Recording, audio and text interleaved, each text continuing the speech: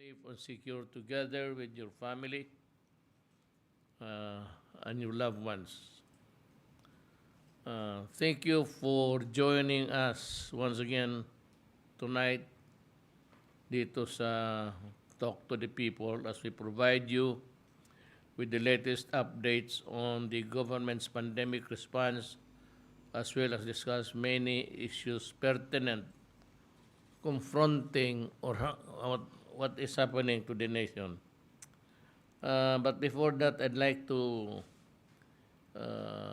announce the names of the guys, of the officials who are here with us tonight to help us. We have Secretary Doke, NDM Secretary Galvez, Secretary Anyo, Secretary Lorenzana, Secretary Roque, Senator Bongo. Nandyan sa panel, joining us, ano nga tawag niyan? What is it called?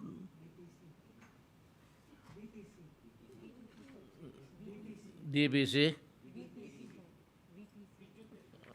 Whatever. Virtual. Ayan pala yan.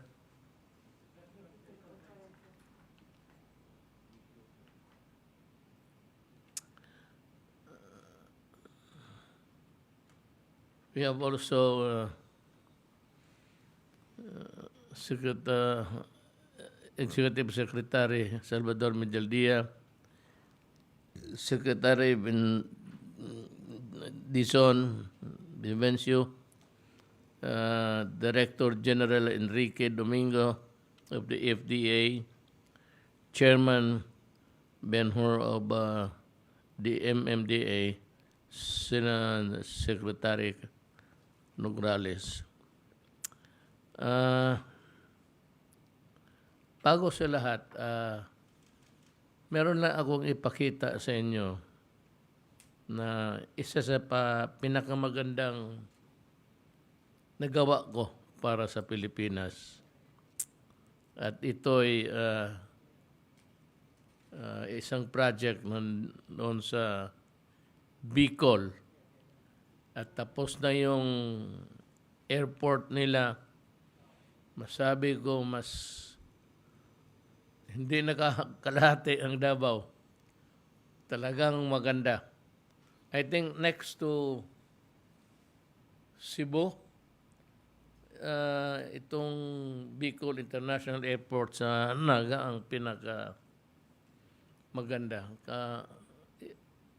If you have yung RTM, if you have the clip there, go ahead, show it.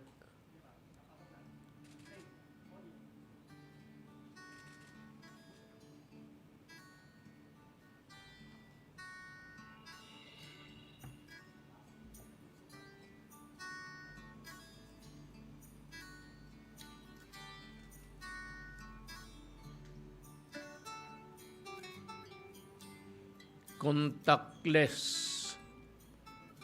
Ilagay mo lang doon yung i-enter mo yung binigay na number sa iyo. I-text mo lang, lalabas yung departure card. And or cards, whether departure or not, anong kailangan mo sa airport, yan lang ang lalabas. Yan ang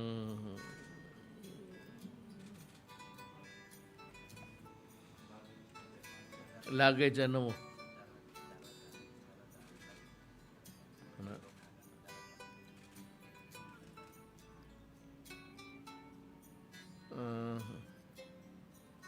Kinorek ako, hindi pala sa Naga, sa Daraga.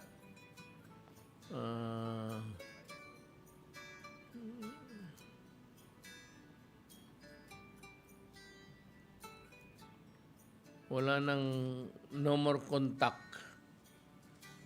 Basta na lang electronic lahat. Lalabas yung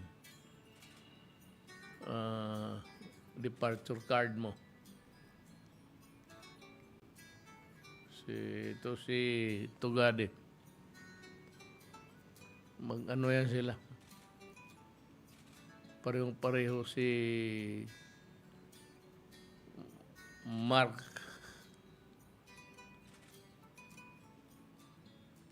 Villar.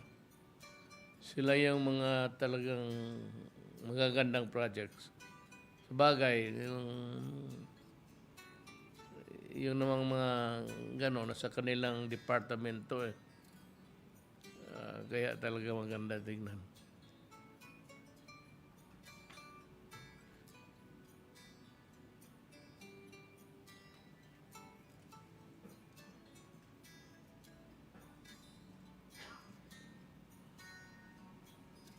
Sino ka na yan po? Governor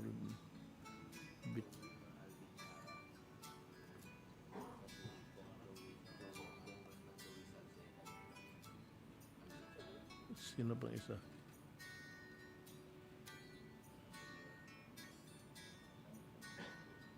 With us on the occasion was si Governor Bichara, Congressman Salceda, tsaka si iba. The existing Legazpi Airport, geographically located in a hilly area that is also frequently on the path of strong typhoons, has battled countless stormy days. As Albay province and the region's economies grow, the need for a bigger and more robust airport terminal to better serve Bicolanos arose. In 2007, the site acquisition and detailed engineering design for BIA commenced. Since then, the construction of BIA's airside and landside facilities continued.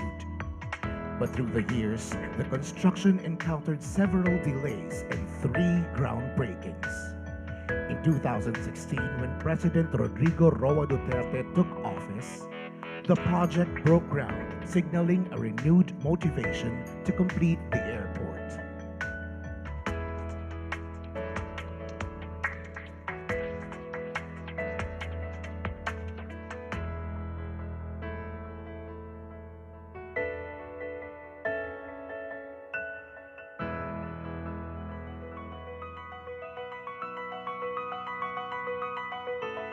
With the goal of providing an efficient and quality service to travelers. The DOTR and CAAP is greatly honored to officially open Bicol International Airport.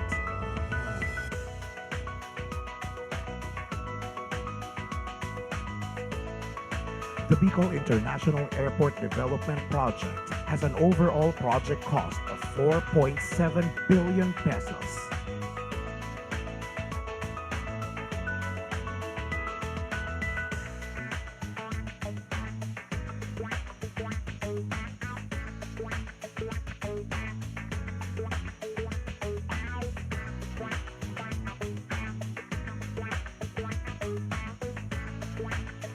The BIA passenger terminal building with an area of 18,000 square meters is expected to accommodate 2 million passengers a year. The new airport's 175 meters by 150 meter apron is equipped to accommodate up to 3 aircrafts. A new control tower is also constructed for BIA, providing the new airport with a 7th-floor air traffic control center. BIA's spacious 5,900 square meters vehicular parking area has 200 parking slots.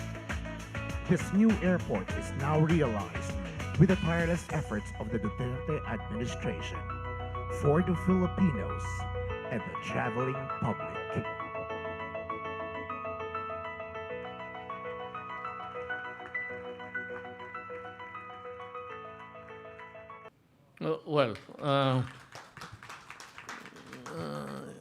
it failed to mention that at the background of that airport is the Mayon volcano. Makikita mo ang Mayon volcano doon sa airport mismo. Likod. Pagkaganda.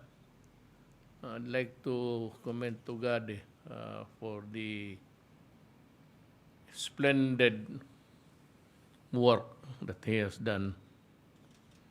Kaya lang sayang ayaw niyang tumakbo ng senador. Kumpletuhin lang daw niya yung projects niya tapos pareho kami siguro mag-retire. Sabay-sabay kami.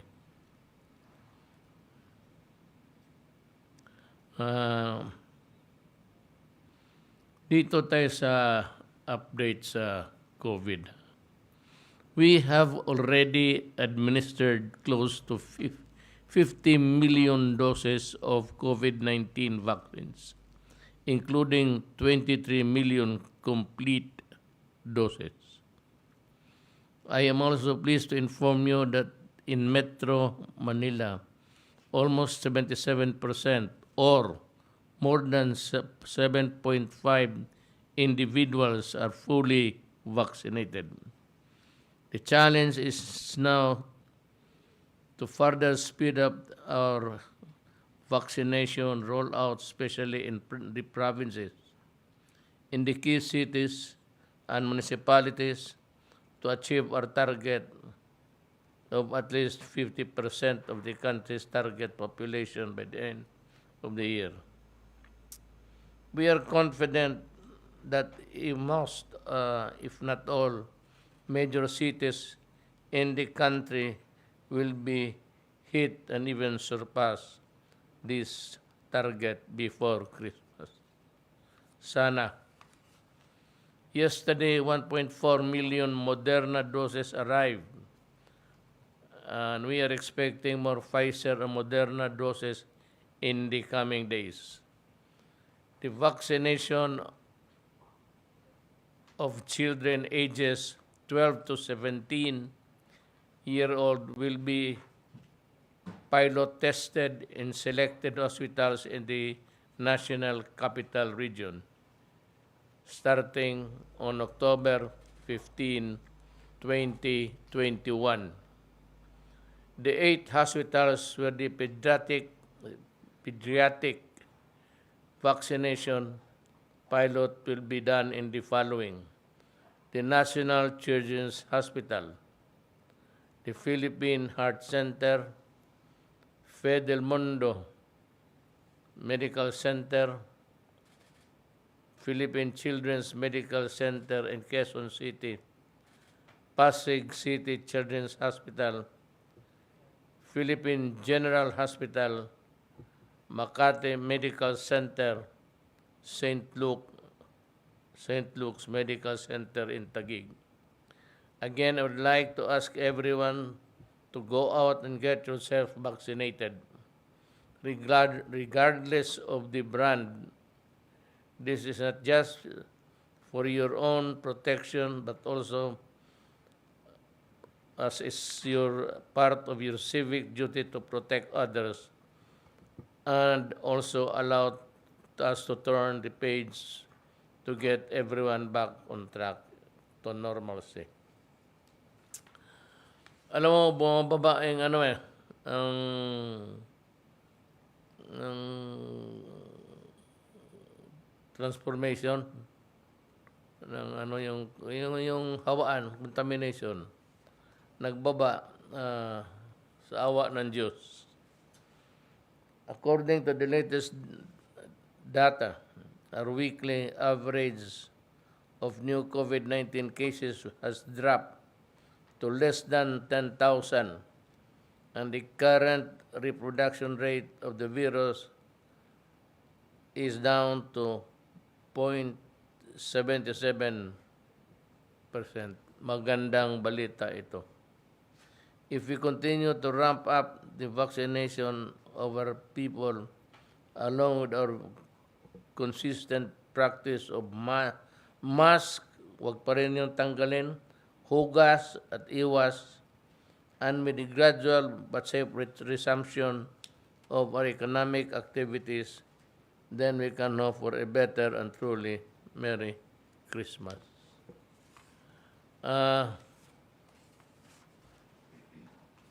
Bumababa yung hawaan, simplihin na lang natin.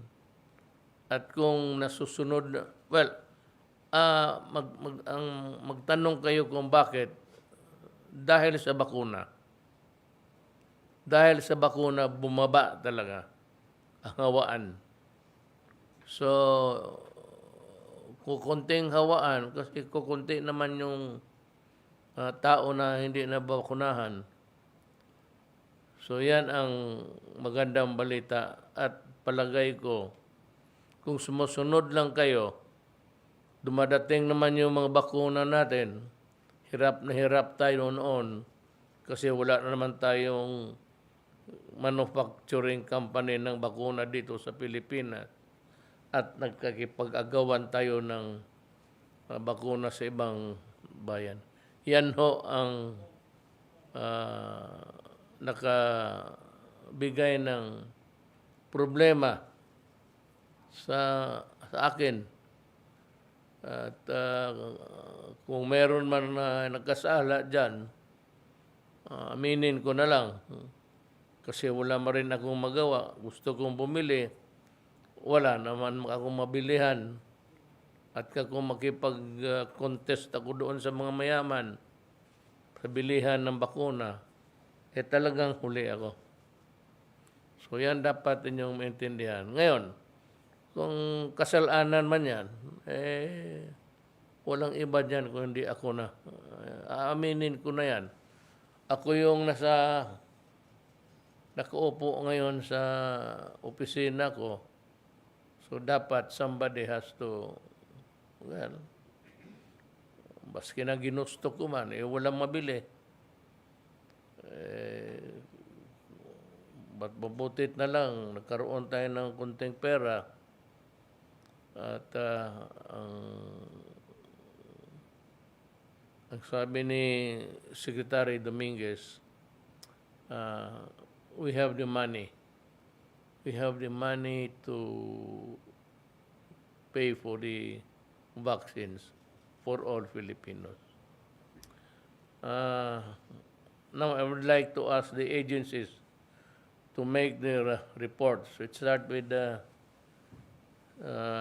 Secretary Duque. Good evening po, Mr. President at Senator Bongo and mga kapwa ko po miyembro ng kabinete at higit po sa lahat ng ating pong mga mahal na kababayan. Magandang gabi po at muli kami mag-uulat ungkol po sa atin COVID-19 situation. Next slide. Ngayon pong ika-11 ng Oktubre 2021, meron po tayong naidagdag na 8,292 na bagong kaso. At sa bagong kaso na naidagdag ay 1,445 ay mula sa NCR, 986 naman po mula sa Region 2, 976 sa Region 4A.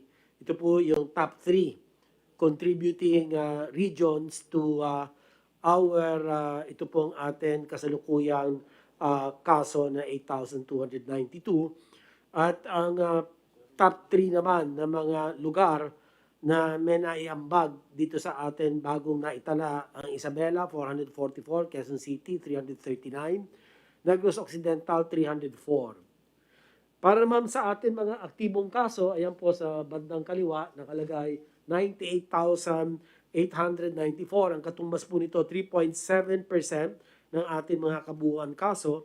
Ang ating recoveries naman ay umabot na sa 2,536,000 thereabouts. At ang ating recovery rate ay nasa 94.82%, habang ang bilang ng mga namatay o pumanaw, kami po ay nakikiramay, ay nasa 39,660 at ang ating pong CFR ay nananatiling mababa sa 1.48%.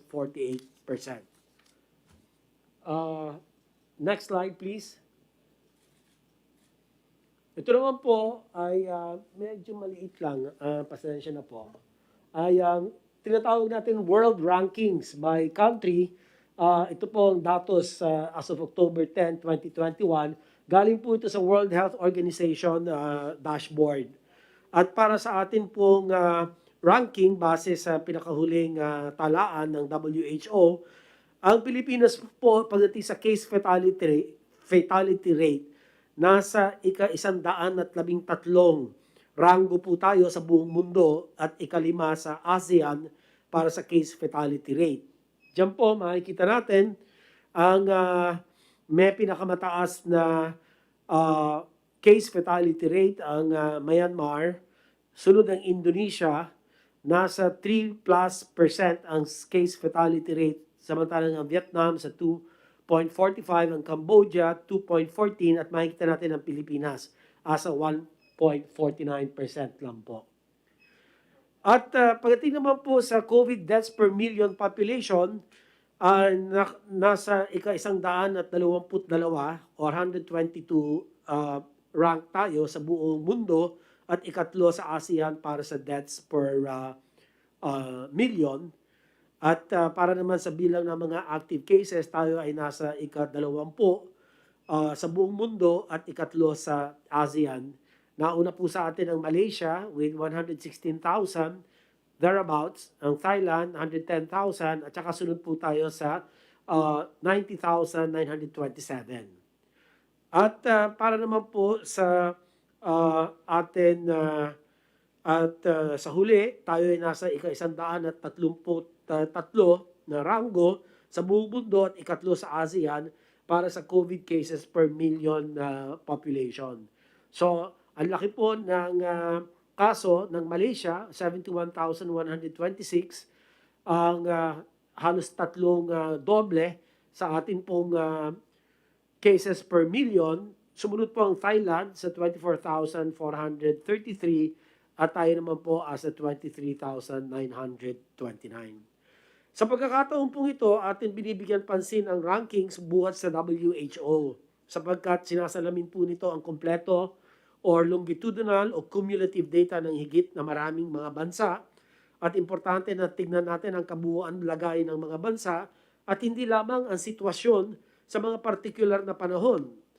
Ito po ay magriresulta lamang sa hindi pagkakatulad ng magiging lagay ng mga ito. Halimbawa, kung 7-day rolling average ang titignan, ay isang bansa na kasalukuyan tumataas ang kaso ay makakakuha ng mas mababang ranking kumpara sa isang bansa na natapos na ang kanya pong surge or pag-peak ng mga kaso nito. At ang next slide, panghuli na lang po, ay ang updates naman patungkol sa healthcare worker benefits as of October 8. At base sa pinakahuling datos po, humigit kumulang 15.9 billion pesos ang naipamahaging benepisyo para po sa atin healthcare workers. Kasama rito ang pinakabagong ulat ng pamamahagi ng COVID-19 sickness and death compensation as of October 6 and special risk allowance as of October 8.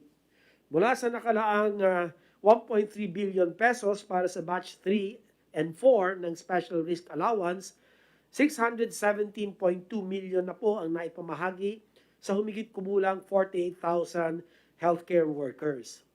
Para naman po sa COVID-19 sickness and death compensation, nadagdagan ng 375 na benepisyaryo mula noong huling ulat. Ginawa ko po noong Lunes at aabot na sa 25,495 ang kabuuan bilang ng mga benepisyaryo kung saan nasa 604.6 million na po ang naipamahagi ng inyo pong DOH.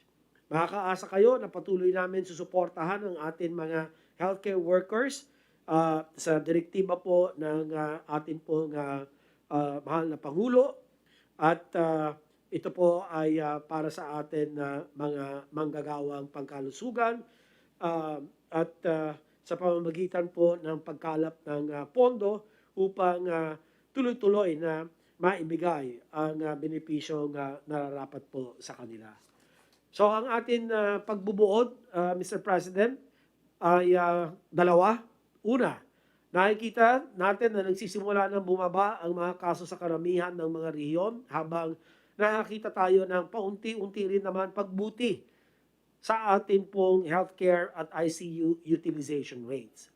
Pangalawa, upang mas mapagbuti pa ang COVID-19 situation, patuloy ang aming panawagan na palakasin ang ating prevent, detect, isolate, treat, and reintegrate. At ang ika-anim po na humahaligi sa atin tugon sa pandemyang COVID-19 ay ang pagbabakuna. At lalong-lalo na ang pagpapaiksi ng ating detection to isolation time.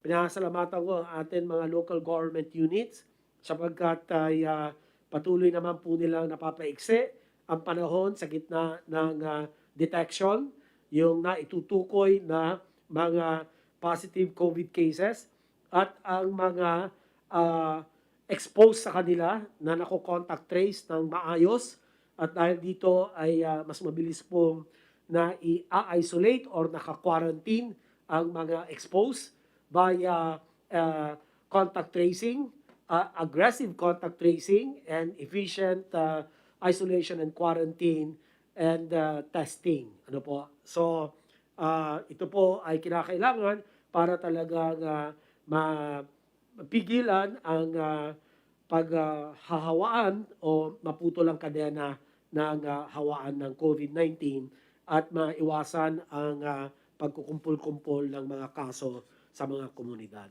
So ito lamang po bilang pagbubuod, Mr. President. Ako po ay handa nang sumagot sa inyo po mga katanungan. Salamat po, sir.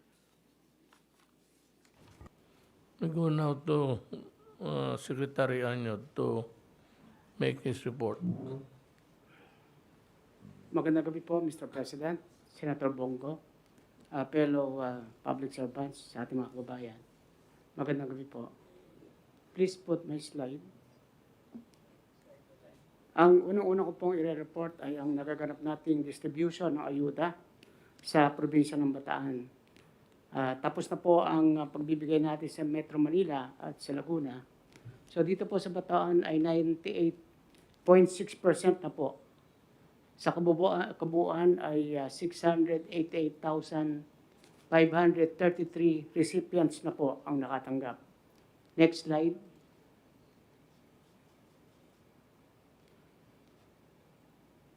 Pitong LGUs na po ang nakatapos sa 100% at inaasahan natin na matatapos ang distribution natin sa Bataan sa kasalukuyang linggong ito, Mr. President. Next slide, please. Dito naman po sa ating kampanya laban sa illegal drugs, mula po noong October 3 hanggang October 9, nakapagtala po tayo ng 710 anti-illegal drugs operations at nakapag-aresto tayo ng 1,025 violators at 14 po ang nag-surrender. Isa naman ang namatay sa ating operasyon. At buong value po ng sabu at marijuana ay umaabot sa 35,666,243 pesos. Next slide. Dito po ay i-report ko na hindi lamang supply ang ating ina-address, kundi pati rin po ang demand sa ating anti-illegal drug operations. Makita po natin, atin pong na-institutionalize ang laban sa droga sa pamamagitan ng kampanya ng ating mga LGUs sa pagbubuo ng anti-drug abuse councils mula po probinsya, cities, munisipalidad hanggang barangay ay mayroon pong functional anti-drug abuse councils. So dito po sa kaliwa, makikita natin ang percentage o grado ng mga cities. Sa kanan naman po ay ang grado ng ating mga probinsya sa functionality ng ating anti-drug abuse councils. Sa 81 probinsya, ang ating pong highly functional ay 22 at 53 naman ang moderately functional at 6 lamang ang low functional. On the average, meron pa tayong 70.07 functionality grade sa ating mga LGUs. Sa ating naman pong rehabilitation. Nais ko rin pong i-report na kahit mula po noong 2016, ay atin na pong sinisikap sa buong bansa na alalayan ang ating mga kababayang naligaw ng landas at ngayon ay naglalayong magbagong buhay. Maganda po ang naging bunga ng programang ito, Mr. President, dahil sa ating community-based drug rehabilitation program at ating existing drug abuse treatment and rehabilitation centers. Nakikita po natin noong 2017, ay 149,000 lang po ang nag-aabil ng community-based drug rehabilitation program. By 2021 of second quarter, nakita po natin 783,005 ang nag-avail ng community-based drug rehabilitation program.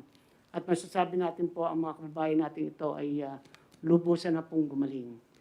Sa noong pong 2016, ang ating DAT-RC or Drug Abuse Treatment Rehabilitation Center ay 13 lamang. Ngayon po ay 22 na. At ito po ay under supervision ng ating DOH. Noong 2016, ang nalagak dito sa ating mga DAT-RC ay 10,633. Ngayon po ay 63,758 ang nag-enroll at sinasabi natin po na nakapagbagong buhay na rin. Kaya pinapatunayan lang po natin na hindi lamang tayo masigasig sa operations against illegal drugs, kundi pati rin po sa pag-rehabilitate ng ating mga kababayan. Next slide. Ito naman po ang ating recorded violations for the week. Makita po natin, bagamat mataas po yung numero niyan, pero titingnan po natin, mas mababa po yan kontra sa mga nakaraang linggo. Patunay lamang po na mas marami pong sumusunod ng ating mga kababayan sa ating minimum public health standards sa pagsusuot ng mask, pag-iwas sa mga mass gathering at physical distancing. Next slide, please. Next slide. Dito po naman ang ating suporta po sa ating National Vaccination Program na pinumunuan ni Secretary Charlie Calves. Nagpalabas po tayo ng memo sa ating mga LGUs. Ang subject po ay timely distribution and administration of available vaccines, prevention of vaccine wastage, and increasing public information and acceptance of COVID-19 vaccines. So dito po, lahat ng supply ng bakuna na matatanggap ng LGU ay dapat maayos na pinamamahalaan para maiwasan ang pagkasira ng mga ito. Ang mga supply ng bakunang natatanggap ng probinsya at siyudad ay dapat maipamahagi sa mga LGU sa loob ng 15 araw hanggang 30 araw simula sa araw ng pagkakadeliver nito at dapat ay maiturok din sa loob ng 3 araw pagkatanggap ng mga bakuna. Ang lahat ng LGUs ay dapat magkaroon ng epektibo at komprehensibong LGU Risk Communication Plan na nakaayon sa mga polisiya ng pambansang pamahalaan at lahat ng naturang plano ay naipapatupad ng mga inatasang opisina at kawani ng LGU, kasama na rin ang pagpapaliwanag bakit kailangang magpabakuna ang lahat. At lahat po ng kaso ng pagpapabaya at kawalang pag-iingat ng mga empleyado na magiging sanhi na pagkasira ng mga bakuna ay iimbestigahan at papatawan ng karampatang parusa ng mga mapapatunayan nagpabaya. Kaya ito lang po at sisigurutin po natin na marami na po tayong supply ng bakuna ngayon. Ito ay makakarating sa ating mga kababayan sa buong Pilipinas. Maraming salamat po, Mr. President. Thank you, Secretary Anyo. We go now to Secretary Lorenzana. Magandang gabi po, Mr. President, Senator Bongo, at mga kapakulingkod na bayan. Mr. President, ako po mag-uurat doon sa mga ginawa ng Crisis Action Plan against COVID-19. Ngayon po ay naniniwala, Mr. President, na malaki ang naitulong na pagbaba ng mga kaso ang mga ginagawa natin sa Crisis Action Plan. Kaya ano yung slide ko, please? Mula po sa communities subcluster, nakapagdagdag tayo ng 5,514 contact tracers mula October 3 to 7 Ang kabuuan na po ngayon ng ating contact tracers ay 136,937. Nakapag, saan na yung slide ko? Nawala yung slide. Nakapag-trace, assess at isolate ng 21,898 probable at 11,652 confirmed cases sa loob ng 24 na oras. Nasa 86,228 close contacts ang na-trace sa mga nagpositibo sa COVID-19. Next slide, please. As of October 5, nasa 150,919 ang ating COVID-19 dedicated beds sa 9,073 pasilidad sa pamamahala ng ating mga LGUs. Mula 31% noong nakaraan, linggo ay bumaba sa 27% ang occupancy rate. Dumadami na po yung ating bakanting beds. Next slide.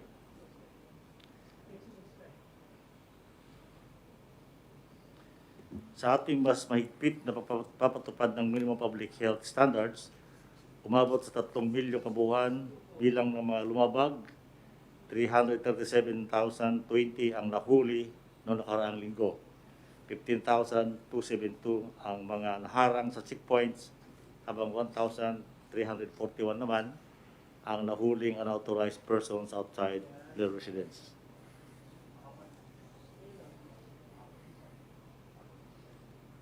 Mula naman sa health facility subcluster, as of October 3, ang bilang ng mga licensed hospital beds ay 41,729. 4,499 ang ICU. 20,975 sa isolation units at 15,553 sa mga ward. Meron din tayong 3,367 mechanical ventilators. Patuloy ang pagbaba ng ating healthcare utilization rate mula 68% noong September 2026 sa 64% noong September 27, October 1. Ngayong linggo naman ay naging 60% na lang. Next slide, please. Napag-alamang 64% sa ICU at 74% sa mga intubated patients ang hindi pa nababakunahan. Ibig sabihin, mas malaki po ang chance ng mga hindi na nabakunahan na magkaroon ng COVID. 9,795 o 96% ng 10,226 approved emergency positions para sa ating mga human resources for health ang na-build up na. Para tugunan ang pangangailangan sa medical oxygen, magtatalaga tayo ng one oxygen command center sa iba't ibang rehiyon tulad ng ginawa sa rehiyon 9. Maglalabas tayo ng pulisiya para magkaroon ng green lane sa mga pantalan para sa mabilis na paggalaw ng oxygen supply at tiyakin na hindi mawawalan ng supply ng kuryente sa mga plantang gumagawa ng medical oxygen. Next slide. Mula naman sa border subcluster as of October 9, 16,399 returning overseas Filipino workers ang na-quarantine ngayong linggo.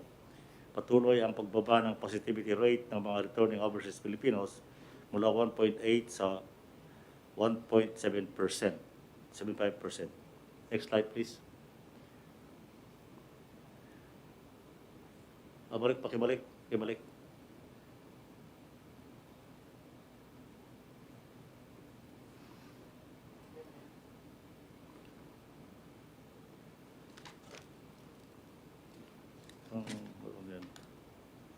Please return. Pakibalik. Balik.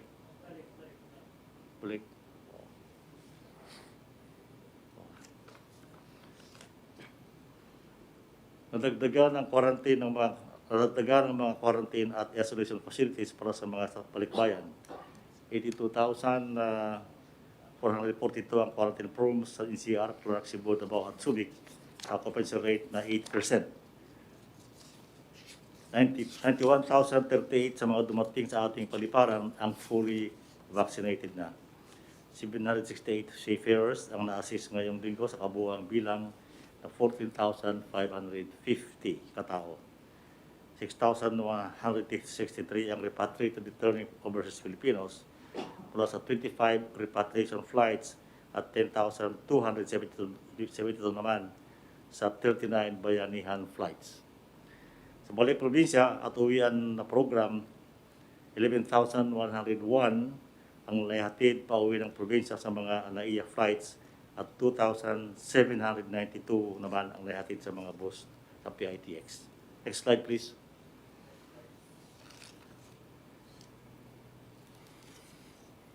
Ito po ang ating vaccination program sa AFP. Fully 74% na po ang fully vaccinated or 105,050. Meron pa po tayong natitirang mga 40,000 na hindi pa tapos. Patuloy po silang binabakunahan ngayon. Next slide. Ito po ang aming compliance sa utos ninyong magpadala ng mga medical teams sa mga ospital sa Manila na nangangailangan ng tulong. Meron tayong nakaantabay na 2 medical teams na binubuo ng 1 doktor, 5 nurses at 2 medical aidmen kada pangkat na handang may deploy anytime.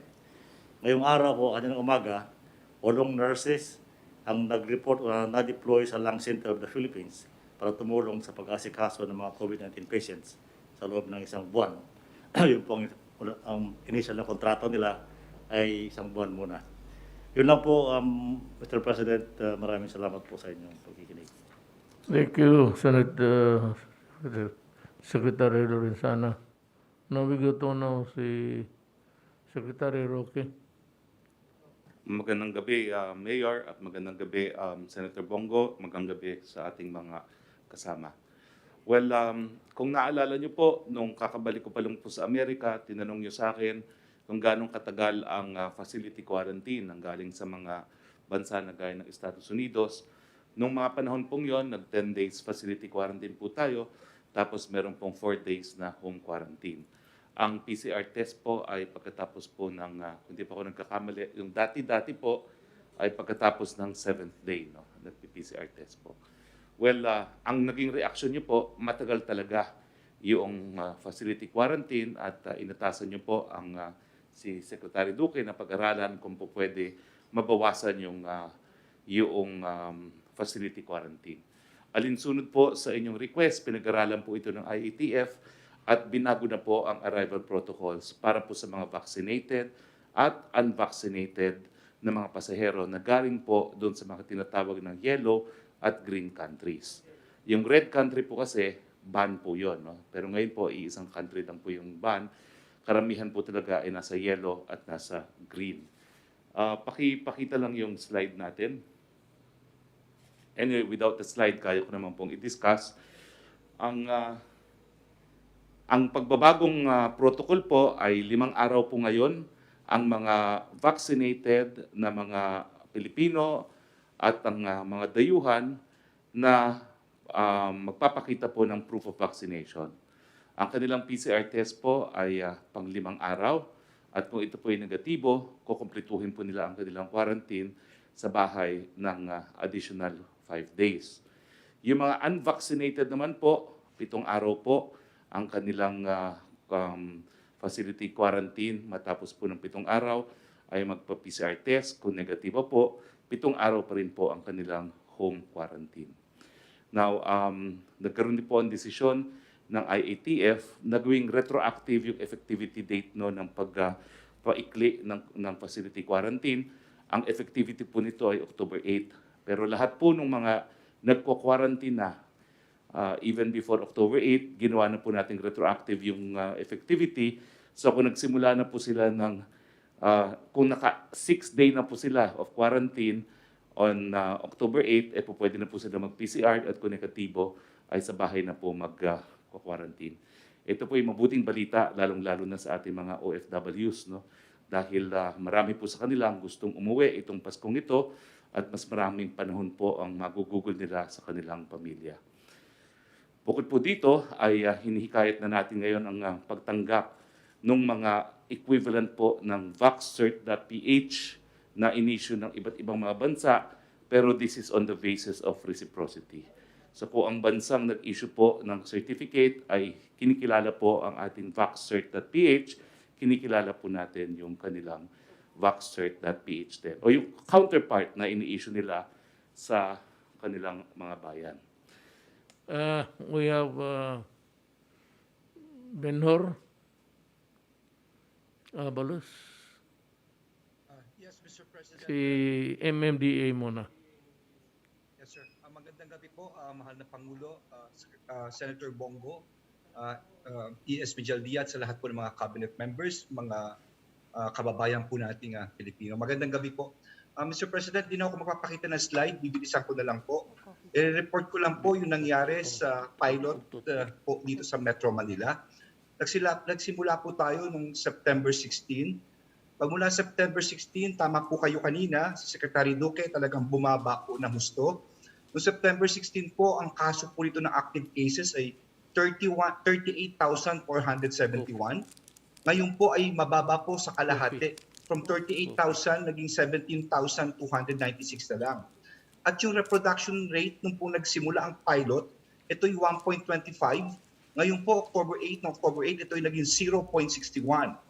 At yung 2-week growth rate, nung ito po'y nagsimula noong September 16, ito yung 24.33. No? Noong October 9, ito yung negative 41.84. At bilang patunay po nito, Mr. President, yung po mga isolation facilities, ito po yung mga eskwelahan na kung saan nilalagay po yung ating mga kababayan na may simptomas o na-expose sa COVID. Noong September 15 po, ito ay 72% occupied o almost 73% occupied. No October 10, ito ay 42% na lang po ang occupancy. Yung po mga hotels naman natin sa Oplang Kalinga, noong pong September 15, ito ay 91%, talagang halos puno. No? Pero ngayon po October 10, ito ay 76% na puno na lamang. At yung pong mga may simptomas sa mga kababayan natin na sa temporary treatment and monitoring facilities, ito po ay 68% no, ang puno. Ngayon po ay 32%, kalahati na lang po ang mga nandirito. No? Pero hindi po nagiging complacent ang ating mga alkalde, ang ating mga LGUs, tuloy-tuloy pa rin po. In fact, ang ating granular lockdowns po ay maganda po ang nangyayari. Ang ating contact tracing po ay 1:16. No? Maganda po itong ratio na to. At of course, tama po kayo, ang ating bakuna po ngayon ay 2 dose, close to 77%. At ang tansya po namin by next month, no, napapasalamat po kami rito, of course, sa DOH, kay Sec Beans, kay Sec Charlie, no, sa lahat po ng mga private, public, at LGUs sa inyo po, mahal na Pangulo. Ang target po namin is by November 10, ito'y magiging 86% na with 2 dose sa Metro Manila. Kayang-kaya po nito. At gusto ko lang hong i-anunsyo na sa maaaring by tomorrow, no, meron po kaming polisiya na lahat ng Metro Manila mayors ay iisa lamang ng policy. Yung pong tungkol sa undas na darating ay magkakaroon po kaming polisiya po rito. Hindi ko lang po natatapos yung resolution pero iisa lang po ng boses ng mga mayors dito. Bukas po namin i-announce and of course ang curfew. Baka i-adjust po ng mga mayors ito gawa ng pababa na po talaga ang mga kaso po rito. At tuloy po ang aming pakikipag-ugnayan ni SecMon, sa DTI, sa NEDA, sa mga grupo po ng mga private, kaya CABSEC Nograles, of course, sa iba pa po, para sa mga economic activities. Yun lang po, mahal na Pangulo, at talagang tama po kayo. Hopefully po, talagang Merry Christmas na po tayo. Sana wala nang bagong variant na dumating. Maraming salamat po. Sa awa ng Diyos kung tuloy-tuloy ito. Now, I'd like to call si Director General. Ay, magandang gabi po, Mr. President, Senator Bong, at saka sa mga members po ng Cabinet. Mag-update lang po ako sa inyo, Sir, konti ng ating mga reporting ng mga breakthrough infections, yun pong mga nababakunahan, at saka yun pong mga nakikita po natin na reports ng mga adverse events following immunization. Meron po akong slides na kaunti. Can we have the slides, please?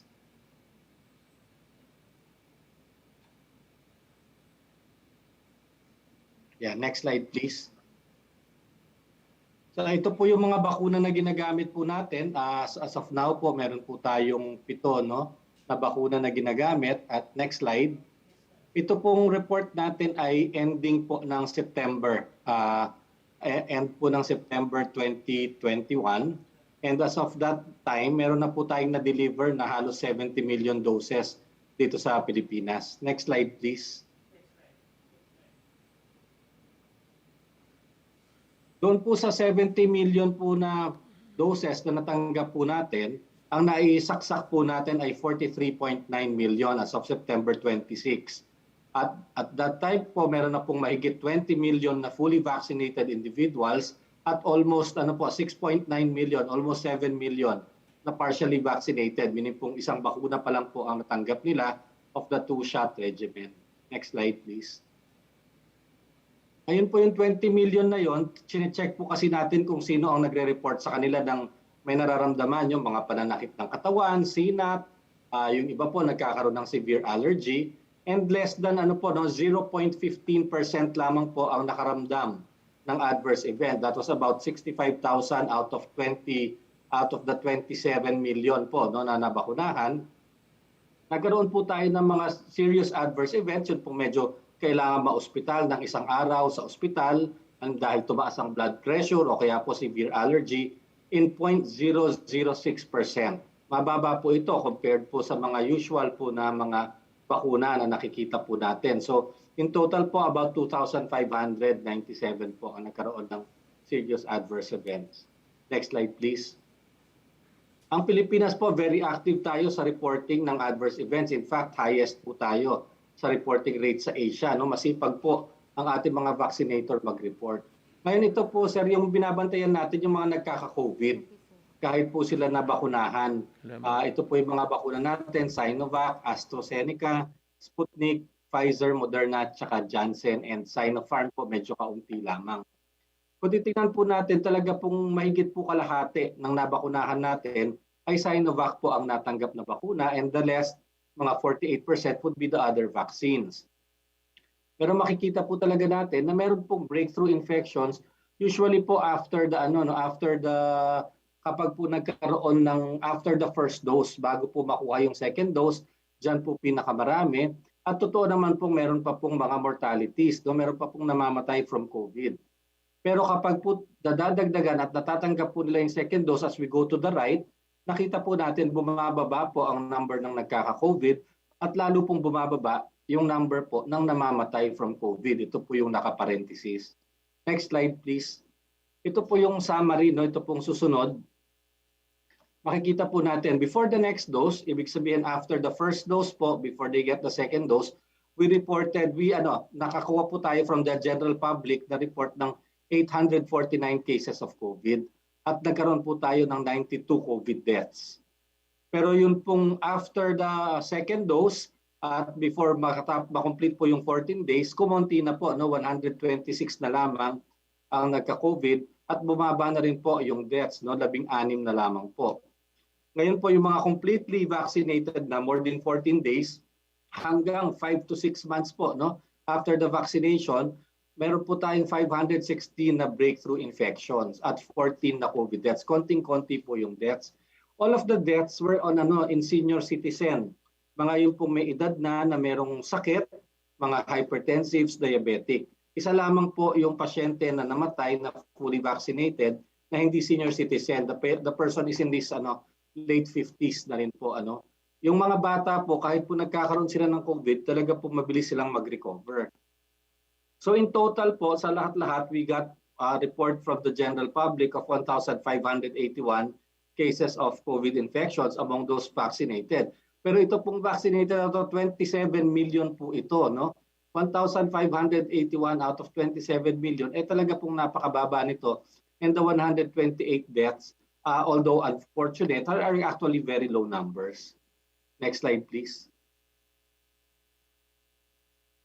Next slide. Ayan po. So yung breakthrough infection po, tinatawag natin siyang breakthrough kapag ang tao ay na-complete niya yung kanyang doses ng vaccine. Kung Janssen po yon, 1 vaccine lang. Yung iba namang brand, 2 vaccines. 14 days after the last vaccine. Pag nagkaroon pa po siya ng COVID, yun po tinatawag na breakthrough. At meron po tayo niya na report from the general population na 516 cases or about 0.0025% out of 20.3 million fully vaccinated individuals, which is really po a very, very low number. Next slide, please. Kung titignan po natin ito, nung nasa kaliwa po, ito po yung vaccine coverage. Yung kulay blue, yun po yung Sinovac. Yan kasi talaga yung pinakamarami po nating bakunang ginagamit. Pagkatapos po yung kulay green, ito po yung Janssen, at yung orange po, yan yung AstraZeneca. Pero kung titingnan po natin ang breakthrough infection by age group, pinakabata po yung sa kaliwa, yung 18 to 29 at saka 20 to 39, talagang ganun din naman po. Dahil 50% ang Sinovac, 50% din po yung breakthrough infection. No? Proportional naman po sa lahat ng bakuna. Ibig sabihin, wala naman pong bakuna na napakarami niyang breakthrough infection, kundi proportional to the number of people vaccinated. Ang mas interesting actually pong makita rito is that yung 90% po ng ating mga breakthrough infections occur in people 80 to 39 years old. Ito kasi yung mga lumalabas, no? Ito yung mga lumalabas ng bahay, nagtatrabaho, tapos ito po yung nakakawa, at ang kahit po sila ay 90%, pero actually po walang namamatay sa mga yan, ano? Ang pong 5%, itong 60 to 75 and above, actually comprise less than 5% of breakthrough infections. However, almost all of the deaths are in this age group. Ito pong more than 60. So ang aral po dito, talagang yung mga bata, dahil lumalabas sila po yung pwede talagang magkaroon, no, ng infection. Kailangan mag-ingat sila kasi sila magsusurvive sila dahil vaccinated sila. But when they bring it home, yung pong matanda, pag nahawa, yun po ang mas malaki ang chance, no, na magkaroon na mamatay from the COVID even if they are vaccinated. So kailangan po talaga, kahit fully vaccinated tayo, mag-iingat tayo, hindi lang para sarili natin, but to protect also the vulnerable population. Next slide, please. Ito naman po yung breakthrough infection as time goes by. No? Yung kulay blue, yun na naman po yung Sinovac dahil more than 52%. And like I said, proportional naman po dahil pinakamarami tayong pinakunahan ng Sinovac, kaya rin din tayo pinakamarami nakikita na breakthrough infections. However, kung titingnan naman po natin buwan-buwan, no, from 30 days, 1 month, 2 months, 3 months, 4 months, 5 months, hindi naman po dumadami yung incidence ng breakthrough infections. We get about 60, siguro mga 50 to 60 every month out of 10 million people who were vaccinated, for example, with Sinovac. Sa AstraZeneca naman po, makita natin, buwan-buwan makakakita tayo ng mga 10 to 20 people getting breakthrough infections. Pero napakaliit naman po ng proportion nung AstraZeneca na nabakunahan natin. Ano? Mga ano lamang po yun, 20% lamang yun, no? Which is about 4 million.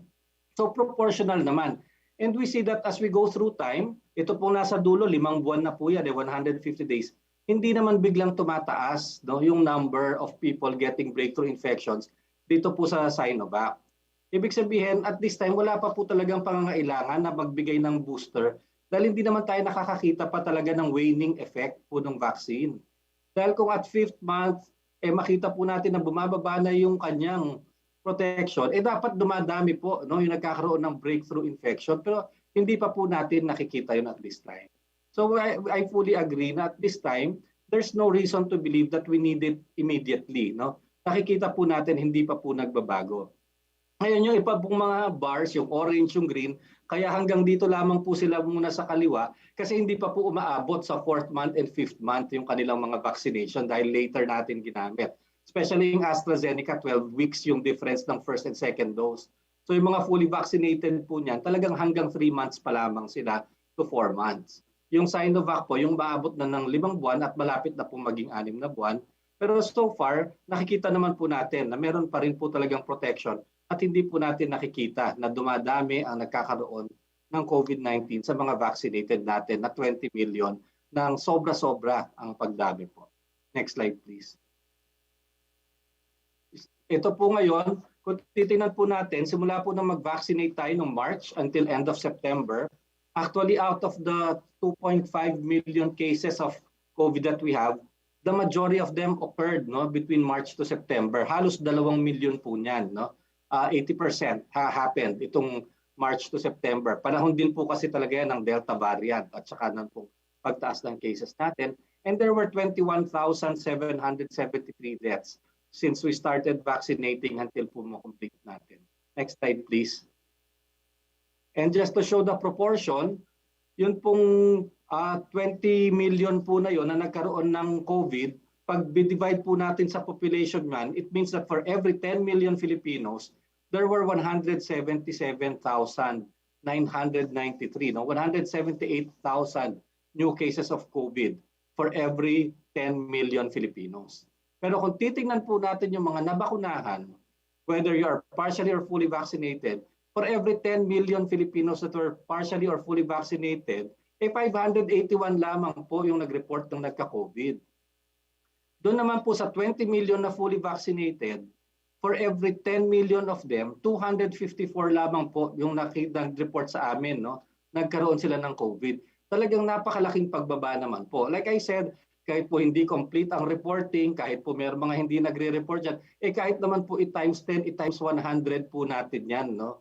Makikita naman po natin talaga yung pattern that once people are vaccinated, the possibility of you getting COVID goes down. And it's the same po for the death. For the last March until September, for every 10 million Filipinos, meron pong halos 2,000, 1,962 na namatay from COVID. Pero yun pong mga nag-report sa atin na namatay from COVID na vaccinated, 47 for every 10 million, no? At doon naman po sa fully vaccinated, 7 po, 7, meaning for every 1 million Filipinos, less than 1 person, 0.7 deaths po tayo for the last 6 months for the vaccinated people. So like I said, no, I mean the pattern is very clear. Kahit naman po sa times 10 natin, times 100 natin yan, talaga pong nababawasan ang pagkakataon, ang chance na magkaroon ng COVID at mamatay from COVID if a person is vaccinated. Next slide, please. So yun po talaga until now, the conclusion of course of the FDA as we monitor it regularly, we see that the benefits of vaccination still definitely outweigh the risks. The vaccines are effective and are really very useful tools for fighting the pandemic. Importante po talaga na i-complete ang 2 recommended dose. Dahil nakikita po natin na pag nakompleto ang dose, mas lalo pa po talagang bumababa ang posibilidad na magka-COVID. Breakthrough infections can occur in a very small percentage of vaccinated individuals kahit fully vaccinated. Dahil wala po talagang 100% efficacy na vaccine.